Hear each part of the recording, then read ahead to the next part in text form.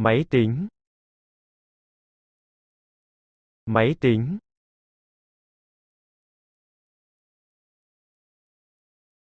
Mạng Internet.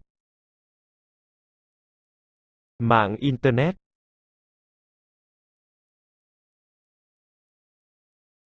truy cập, truy cập,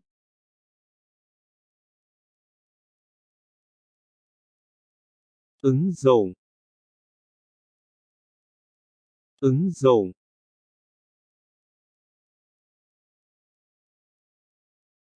Trình duyệt. Trình duyệt.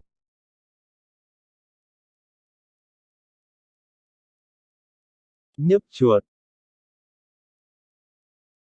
nhấp chuột,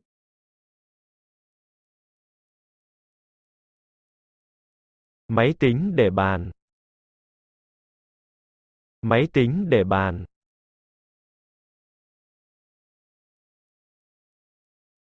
Kết nối. Kết nối.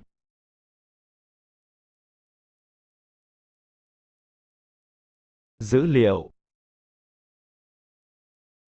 Dữ liệu.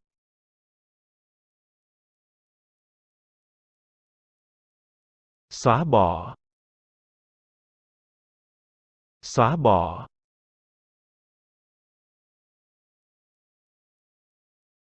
tải xuống, tải xuống,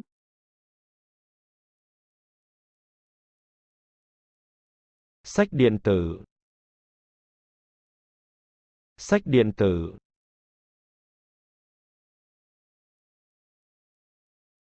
thư điện tử, thư điện tử,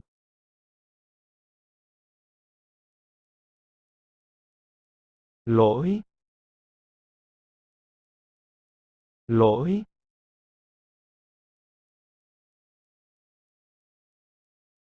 Tập tin. Tập tin.